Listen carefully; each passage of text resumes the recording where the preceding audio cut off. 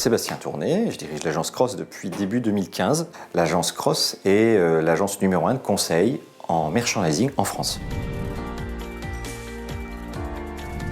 On les accompagne sur la construction d'une stratégie merchandising, c'est-à-dire pourquoi vais-je faire du merchandising, comment, avec quels moyens, quelles ambitions, pour qu'il y ait un vrai ROI à notre action merchandising. Ensuite, on va les aider à écrire une démarche merchandising, c'est-à-dire raconter une histoire, construire des solutions merchandising ou implanter les produits, comment, avec quels outils de communication sur le point de vente, de PLV, de digital.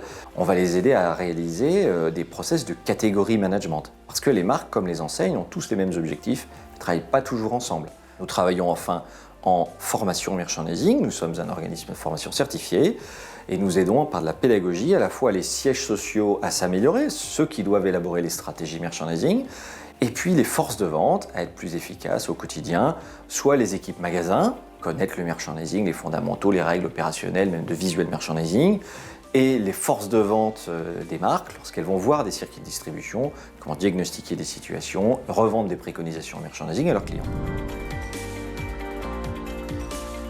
Le digital, c'est un outil supplémentaire qui ne change pas la vie du consommateur finalement, parce qu'il le vit avant le magasin, il le vit dans le magasin, il le vit après le magasin.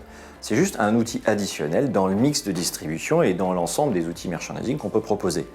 Maintenant, on a des convictions sur le sujet, c'est que le digital n'est pas ce que recherchent en priorité les clients qui vont dans un magasin physique, puisqu'ils ont exactement la même chose dans leur canapé, mais que le digital doit apporter une valeur ajoutée additionnelle, complémentaire du magasin physique et de ses forces actuelles qui sont déjà l'humain, l'essence, le contact, le service, la présence du produit et la stimulation d'essence. Lorsque le digital rajoute du plus, alors il est bienvenu, il a un outil performant.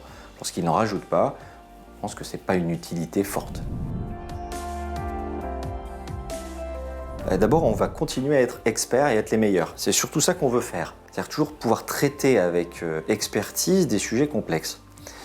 Maintenant, on continue à se développer, en savoir plus justement sur les outils digitaux, mieux les maîtriser, en savoir plus sur les nouvelles techniques d'études des shoppers, les nouveaux comportements, sur les nouveaux matériaux qui permettent de créer des solutions design ou des concepts de magasins, comprendre les nouveaux enjeux aussi des nouvelles marques qui seront multicanales et donc comment on fait le lien entre les différents canaux pour que la marque parle à ses consommateurs en dehors du point de vente et dans le point de vente de la même façon. Gagner en culture générale des marchés. Et si possible, on va continuer à se développer à l'international, puisque pour l'instant, c'est plus de l'opportunisme. Les gens viennent nous voir. On n'a pas une action proactive, mais il est probable qu'on le fasse.